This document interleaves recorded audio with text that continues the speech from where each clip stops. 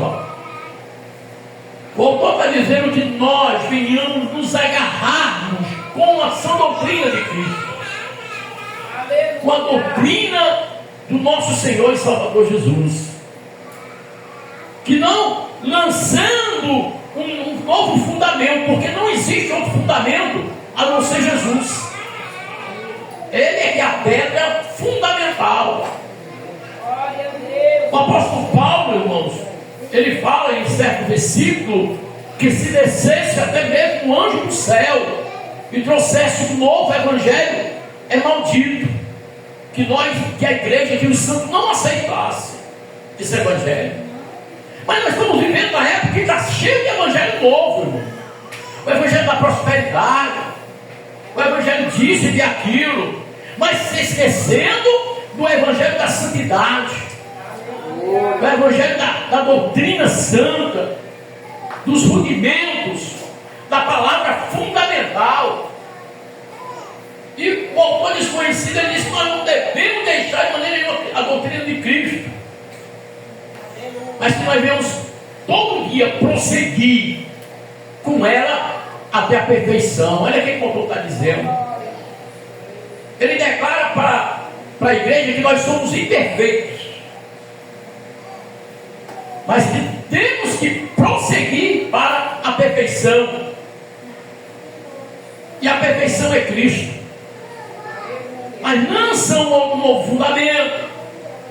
Algo, rapaz, não existe algo a não ser a palavra. Ela é o princípio de tudo. Se eu não vivo pela palavra, o que é que eu estou fazendo dentro da igreja? Você já imaginou, irmãos, quando Jesus voltasse hoje, quanto seria pego de surpresa? Quantos seriam pegos de surpresa? Seriam muitos pegos de surpresa, sabe por quê? Porque eles estão procurando um evangelho facilitado. Estão procurando a igreja que a doutrina é boa. Boa para quê? Para viver como estás. Uma doutrina que não tem mudança. Eu conheço um evangelho que é transformador. Transforma o mais vil pecador a um santo. Aquele que foi rejeitado pela sociedade, que não presta. Nós temos o exemplo maior do maior tirano da época, era Saulo, irmãos. E quando Saulo teve um encontro com Jesus de Damasco, ele se transforma em Paulo, o maior pregador. Então o evangelho é transformador. Eu não posso viver naquilo que eu estava vivendo antes. Eu tenho que me esforçar para me despojar do velho homem. Aquilo que eu fazia, eu não faço mais. Então, não tem novo fundamento, não tem novo arrependimento. Não. E a doutrina dos batismos, olha só, e da imposição de mãos, e da ressurreição dos mortos, dos vivos, é algo que temos que conservar.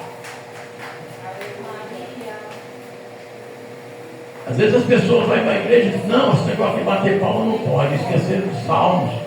Se não me engano, Salmo 137. Louvai o Senhor com voz, com palmas e com voz de triunfo. Louvai o Senhor com palmas e com voz de triunfo. Não, rapaz, não existe esse negócio de impor as mãos, não. Para quem impor as mãos?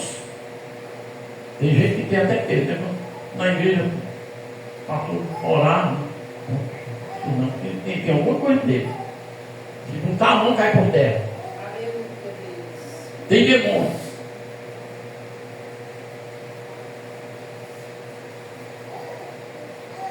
Diz o autor, porque é impossível os que uma vez foram iluminados provaram do dom celestial, se fizeram participantes do Espírito, provaram a boa palavra de Deus, conhece as virtudes dos séculos futuros. Olha, aqui é para aquele que é crente.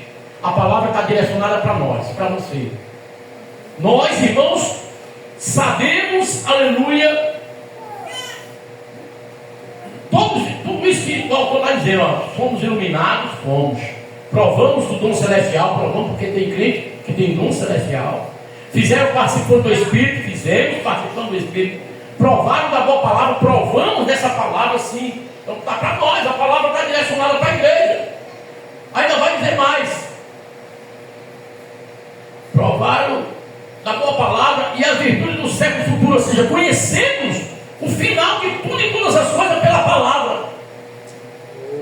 Mas queremos tropeçar, queremos cair, queremos desistir, queremos olhar para trás, não queremos seguir a palavra. Não, essa doutrina é muito pesada, não dá para mim não, pastor. O autor está dizendo, eles recaíram. Olha o que acontece com as pessoas que fazem o oposto da palavra. Crucificam Jesus novamente. Crucificam Jesus novamente. Estão desviados dentro da igreja, estão crucificando Jesus novamente. Jesus está sofrendo a queimadura de cruz. Jesus está levando as chicotadas. Jesus está sendo coroado novamente. Diz o autor aqui, ó. E recaíram, sejam outra vez renovados para arrependimento, pois quanto assim, eles de novo crucificam o Filho de Deus e o expõem ao vitupério. Aí agora vem uma análise pessoal. Será que eu estou fazendo isso? Somos conhecedores da palavra, muitas vezes fazemos. Fazemos porque não cumprimos. Conhecemos, mas não cumprimos a palavra. Sabemos o que é certo e o que é errado, mas nós gostamos de fazer errado. Paulo mesmo diz. Paulo mesmo diz isso. Rapaz, eu quero fazer o bem, mas sempre faço o mal. Porque nós somos declinados para fazer o mal, para pensar o mal, para apontar o mal, para ferir, para degredir mais. E o autor está dizendo assim, olha, que quanto a esses, olha assim, diz a palavra de Deus, ó, quanto a esses, é necessário que se renove de novo, pois quanto assim, crucificam o Filho de Deus novamente e o expõem ao vitupério, ao escândalo.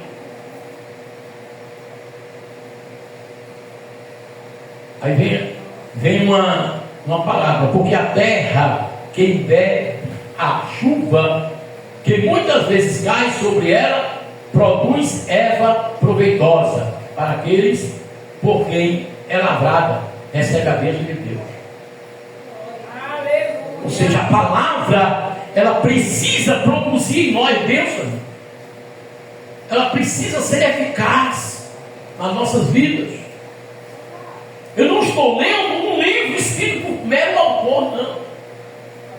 Eu não estou meditando aqui em cima deste púlpito, aleluia, um livro escrito por meros homens, não, mas pelo próprio Deus, a palavra. Se eu não dou credibilidade à palavra, eu estou enganando-me e sendo enganado. Estou enganando e sendo enganado. Se eu não vivo ela, temos que fazer conforme a palavra. Não procure um evangelho facilitado não, meu irmão, porque você deixa de sofrer as aflições de Cristo. Você deixa de ser participante dos céus. Você não vai ter esperança de ver a glória de Deus, de participar das bodas de Deus naquele dia, preparada para a igreja. Se a terra recebe a chuva, que a terra pega a água, a Bíblia diz que ela produz o fruto, e o lavrador é o primeiro a receber a bênção. Se eu recebo, eu não sou o primeiro a receber a bênção. Aleluia. Mas a Bíblia vai dizer, o que produz espinho e abrolhos é reprovado, e perto está da maldição, e seu fim será queimado. É fogo eterno, né? É a lei da semeadura. Mais do que produz espinho, que não faz conforme a vontade de Deus. O que produz espinho e abrolho é reprovado. Você já imaginou sendo reprovado por Deus? Você já parou para pensar? Muitas vezes somos reprovados pelos homens. E se nós somos reprovados pelos homens, muitas vezes nós entristecemos por causa disso. Rapaz, você não fez o que era certo. Principalmente quando a gente está no secular, trabalhando na empresa, a reprovado vem, a despedida, não está mais no quadro dos funcionários, é despedido da empresa, porque foi reprovado. Agora tu imagina ser reprovado por Deus naquele dia. Dia esse ao qual aguarda a igreja esperançosamente. Paulo diz que é uma esperança que em nosso coração não se pode murchar. Tem que estar a chama acesa. E a chama só está acesa, irmão, quando estamos de acordo com a palavra. Eu digo uma coisa para você. Todos aqueles, aleluia, que está nessa condição, ele sente já que está reprovado, mas não quer admitir a reprovação. Porque é pela atitude, é pelos atos. Aleluia. Está produzindo espinho e abrolhos. Será reprovado. Perto está, aleluia, a maldição desse. A Bíblia diz que o seu filho será queimado. Aí o autor vai dizer: mas vós, amados, esperamos coisas melhores e coisas que acompanham a salvação. Olha o que o autor diz. Mas vós, igreja amada de Deus, esperamos coisas melhores, untada, misturada à salvação. Temos que estar nessa condição. O autor aos Hebreus está direcionando a palavra para a igreja. Imagino ele que ele está pregando como eu estou pregando aqui. Ele diz: mas meus amados irmãos, esperando coisas melhores de vocês, principalmente misturado com a salvação. Tenho certeza e convicção, porque os mesmos, ou vós, não fazem conforme os versículos anteriores, mas são verdadeiros cristãos, aptos para entrar no céu, preparados para se encontrar com Jesus. Será que nós estamos preparados para esse momento, irmão? Se a Bíblia diz que vai ser um piscar de olhos, não vai dar tempo de se arrepender, não. Não vai dar tempo, não, irmãos. Se arrepender porque é no piscar de olhos. O arrebatamento é no piscar de olhos. Deus não será injusto para se esquecer das vossas obras e do trabalho. Então, se eu tenho obra, se eu tenho trabalho na obra de Deus, Deus não vai esquecer. Deus não vai esquecer daquele sacrifício que você fez. Então, se eu vou, eu não posso faltar à igreja, o culto, não posso não. Porque tem uma chamada lá no céu. Eu digo isso porque teve um testemunho de um arrebatamento de um pastor e aí foi repreendido por Deus. Porque estava no culto. Aí Deus mostrou para ele que ele não estava. Porque quando vinha para o culto, só estava de corpo presente, o coração estava longe de Deus, o pensamento estava longe de Deus, a reverência estava longe de Deus, não estava voltado para a palavra. Muitos estão dentro da igreja, irmãos. Eu não digo aqui, né? Mas muitos estão dentro da igreja, no celular na mão, na hora da igreja, no culto, passando mensagem no WhatsApp, no Facebook, no Instagram. Muitos estão dentro da igreja namorando pelo telefone, mandando mensagem, e esquecendo da maior mensagem, que é a palavra de Deus. Mas está no céu, está anotado. Vai estar lá naquele dia. As obras, o livro das obras, está tudo escrito. Deus, ele não será injusto, porque Deus não é injusto para se esquecer das vossas obras, do trabalho, da caridade. Tem obra, você trabalhou, você teve amor para com o seu nome, mostraste tudo isso enquanto serviste aos santos. Quando servia aos santos, irmão, olha, tem uma certa epístola de Paulo, ele vai dizer, ele vai glorificar Deus pela igreja de Macedônia, porque ele diz: vós não se esqueceste quando eu estava necessitado e supriu a minha necessidade, quando fizeram a coleta para Paulo de alimentos e mandaram para a Macedônia. Isso aí é servir aos santos. Não deixou faltar nada para o líder da igreja, que era Paulo. Servir aos santos. Deus não será injusto, irmãos. Lógico que nós sabemos que Deus ele é justo. Ele sabe os nossos passos. Aí o autor vai dizer: nós desejamos que cada um de vós mostre o mesmo cuidado até o fim, para completar a certeza da esperança. Quer dizer que se eu não faço isso, eu perco a minha esperança. Eu fico confuso, meditando em dois pensamentos. O autor está dizendo aqui, não sou eu, ó. Mas desejamos que cada um de vós mostre o mesmo cuidado até o fim. Desde o primeiro dia que você entrou dentro da casa de Deus, para servir ao Senhor, para adorar Ele, não venha mudar até o fim, mas nós mudamos. Nós sempre mudamos, irmão.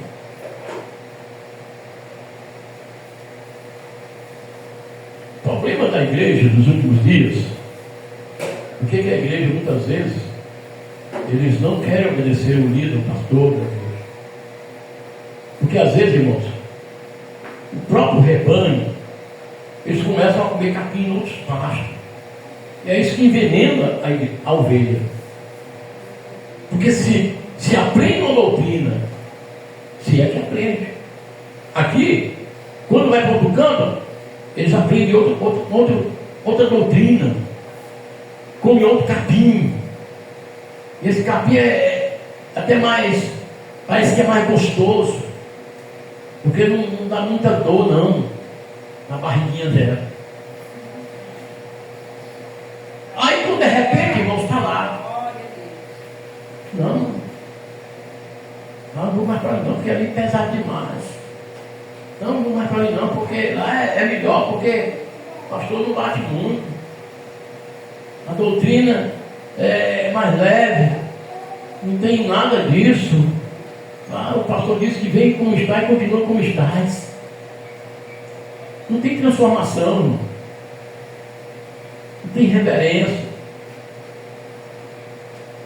Se a gente não for um dos remanescentes, eu já ouvi muito dizer assim: pastor, você tem que mudar, porque senão vai ficar só o senhor e a esposa. Eu não posso mudar. Não posso mudar porque eu passei 4 anos estudando, fazendo teologia, mas eu não aprendi em teologia o que eu sei. Porque antes de eu fazer teologia, eu já era assim. Porque eu aprendi primeiro de Deus. Deus é tão bom, rapaz. Eu fiz mais ou menos uns 10 a 15 seminários no estado do Ceará e fora do estado. Mas não aprendi o que eu estou ensinando aqui para vocês dentro de seminários. Não. Primeiro Deus me ensinou. E um dia, quando eu fui fazer teologia, meu pastor disse assim para mim: cuidado, porque a teologia muitas vezes muda o homem. Olha, tem coisas que você precisa deixar passar, não absorve não. E eu vi isso perfeitamente quando eu estava em sala de aula. Eu digo: não, isso aí não dá para mim não, Jesus. Eu aprendi um negócio contigo aí, estou ensinando outro aqui. Não sou contra teólogo também. Não sou contra estude. Teologia é bom. Teologia significa estudo da palavra de Deus. Eu achei interessante que em uma aula O professor disse: irmão, nós vamos na próxima aula ir para a biblioteca, nós vamos estudar alguns livros lá. Eu fiquei assim: olha, Jesus, eu vim foi para aprender a tua palavra, não foi para aprender livro de ninguém não, que foi feito por mim não, Senhor. Mas era aquela coisa, irmão, é necessário. Voltando à palavra, o autor diz: mas desejamos que cada um de nós mostre o mesmo cuidado até o fim. Não permita que você venha mudar, mas tenha o mesmo cuidado até o fim. Conserva as sagradas escrituras dentro do seu coração até o fim. Não permita que o mundo lhe ensine, né? Porque a Bíblia diz que tem muito vento de doutrina. Por que o autor diz isso? Para que você não seja negligente.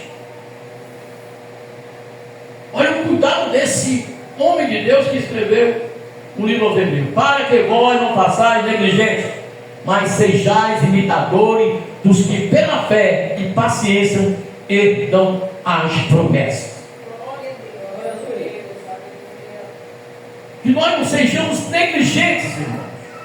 Isso é uma admoestação, é um conselho para nós, que muitas vezes estamos negligenciando, deixando os rudimentos, os costumes que nós aprendemos desde o primeiro dia nesse lugar. No ministério, a Assembleia de Deus. Se tem temor a Deus, não muda. Se tem compromisso com Deus, não muda. Se serve aos santos, como diz a palavra, não pode mudar. Tem que ser até o fim. Muda até da igreja, né? Tem gente que muda até da igreja, muito mais na doutrina. Né? Mas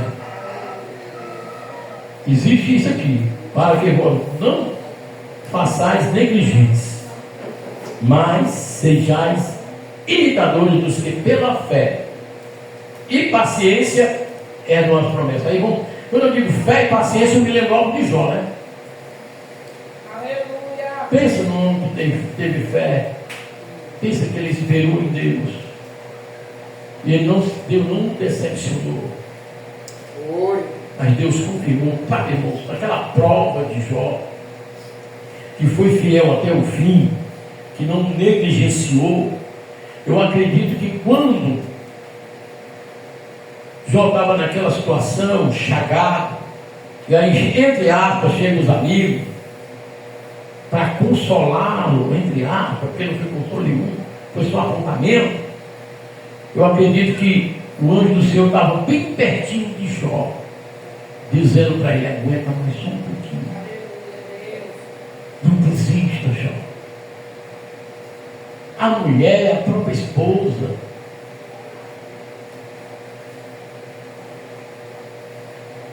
fé e paciência são os que vão herdar a promessa, como diz a palavra. Qual foi a promessa de Deus para com Jó? Foi restituirmos, e foi em dobro.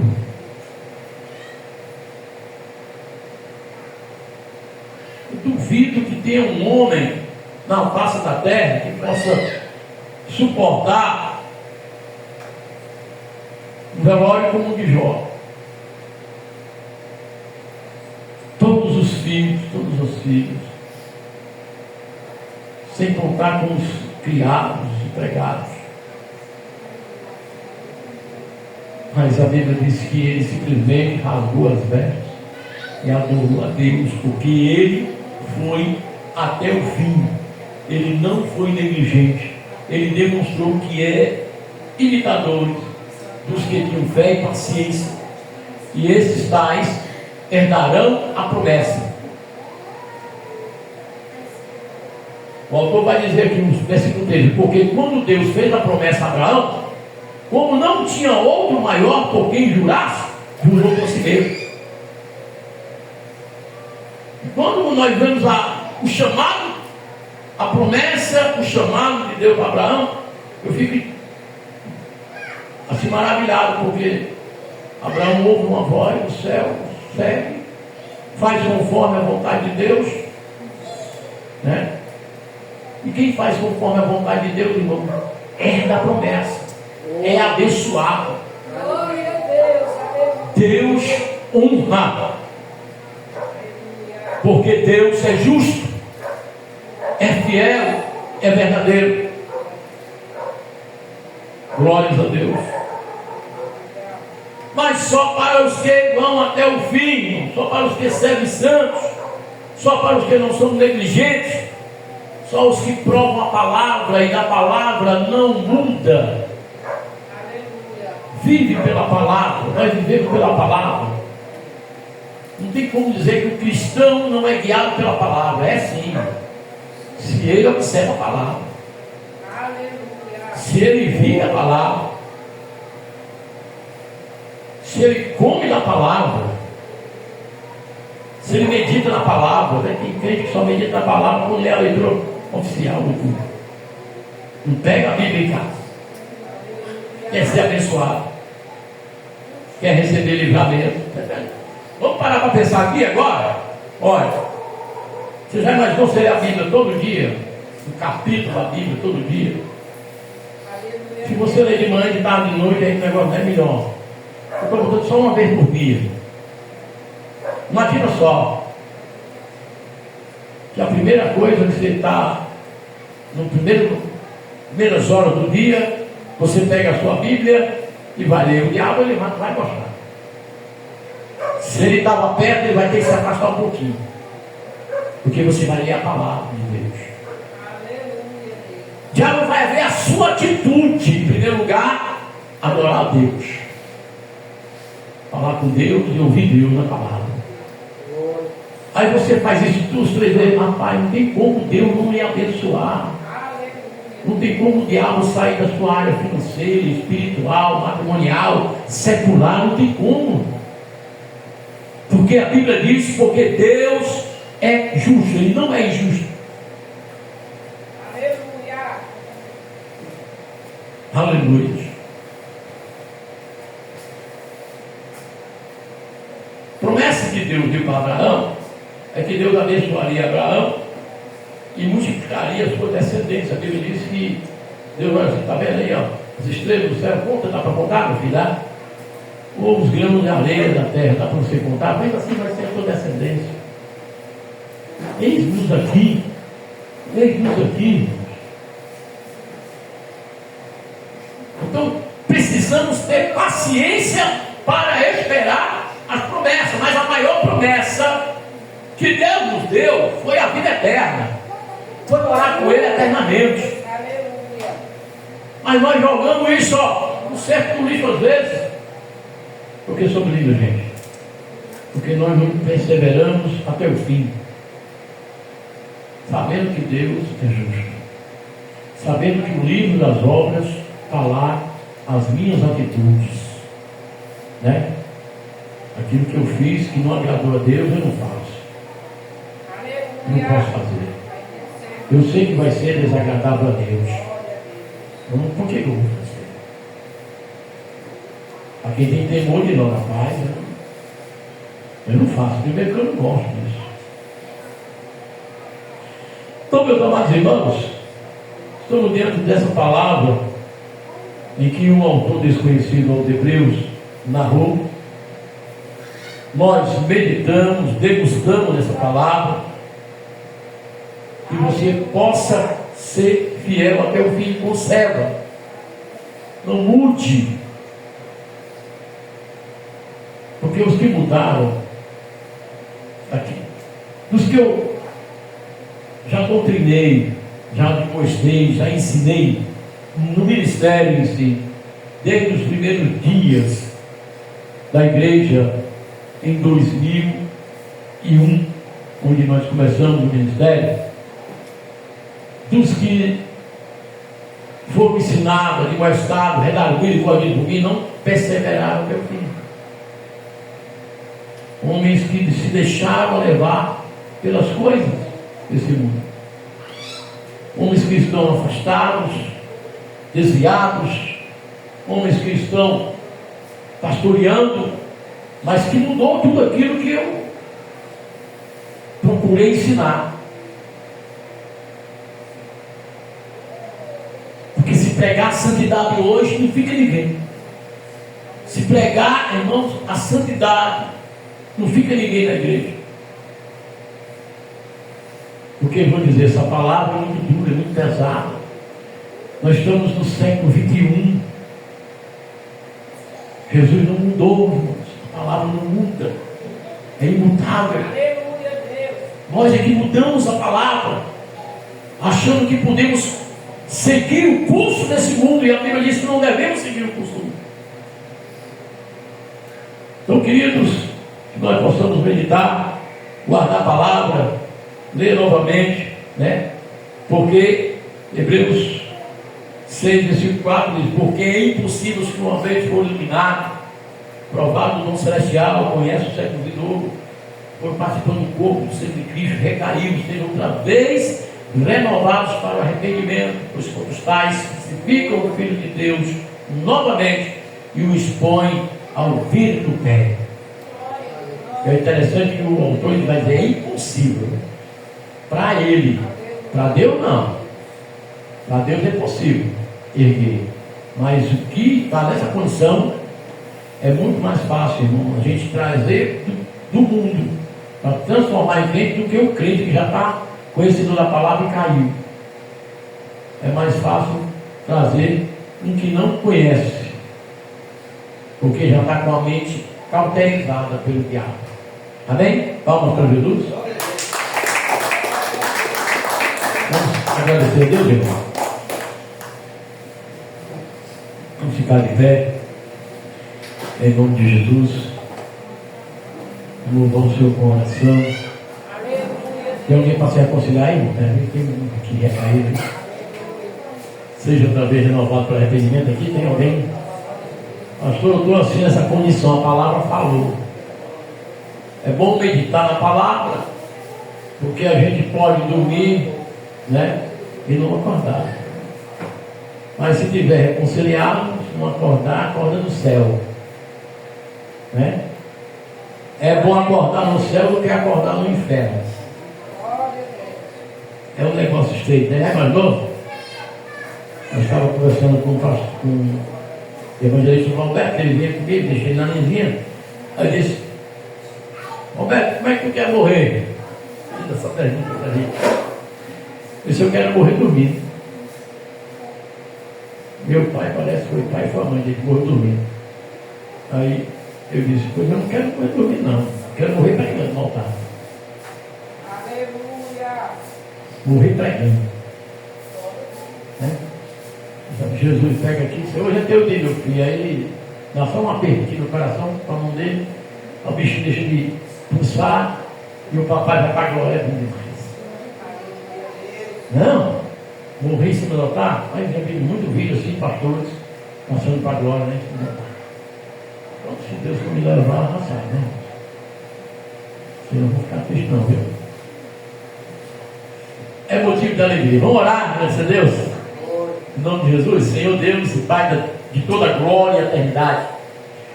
Essa palavra, Pai querido, santo, justo e amado, que o Senhor colocou no meu coração e no coração da tua igreja amada, ao qual nessa noite, Pai, veio para ouvir a tua voz. Creio eu, meu Deus, meu Pai, que a palavra surtiu um efeito sobrenatural, porque é a eficácia da palavra, é surtir um efeito sobrenatural quando ela é ministrada pelo teu Espírito Santo, não pela vontade humana. Deus querido, Deus amado, que o Senhor possa abençoar a tua igreja, que eles possam ter aprendido nesse culto de sã doutrina, meu Deus, meu Pai, que a palavra de Deus é poderosa para transformar. Nós podemos viver, Pai, da mesma maneira que nós viemos do mundo, Pai, estando no conhecimento da tua palavra. Aí eu neutralizo, Pai. Aí, Pai, que a palavra não tem efeito. E isso não é verdade, Pai, porque ela me transformou, ela me lapidou, ela me fez, Pai, um novo homem, viver em novidade de vida e servir a Ti, Pai. E o meu maior objetivo é ganhar almas para o reino. Meu maior alvo alvo, meu Deus, meu Pai, é servir a Ti e Te adorar em espírito e verdade na beleza da Tua cidade. E conserva, Pai fiel, a cada dia verdadeiro, Senhor da glória. Me conserva, Pai, em nome de Jesus, o Teu servo, Senhor. Ah, Senhor da glória, porque eu quero ir até o fim. Eu quero naquele dia chegar, aleluia, e dizer: combati o bom combate, acabei a carreira e guardei a fé. Deus querido, Deus amado, que o Senhor possa me conceder força, saúde, Senhor da glória, porque eu quero ainda, Pai querido amado, poder estar diante do púlpito santo, neste altar santo, usando esse microfone santo para proferir, para profetizar, para ministrar, Pai, a Tua palavra. Quero ser vaso, Pai, até o último dia da minha vida, porque um dia eu quero contemplar a Tua face na glória e viver eternamente contigo. Deus querido, Deus amado, assim eu creio também para com a Tua igreja. Então, Senhor da glória, me conserva diante da Tua palavra, na sã doutrina, Pai, até o fim, Pai querido amado, e que não venha ser eu, Pai querido amado, aleluia, negligente. Assim eu te oro e já te agradeço no nome de Jesus. Obrigado, ó Deus de Israel. Obrigado, Jesus. Obrigado, Espírito Santo. Pois com o amor de Deus, a graça de nosso Senhor e Salvador Jesus Cristo, e que a união, a comunhão e as consolações do Teu Espírito Santo seja sempre derramado sobre toda a Tua igreja, desde agora e para todos sempre. Quem crê, diga amém. Bem forte as palmas para Jesus.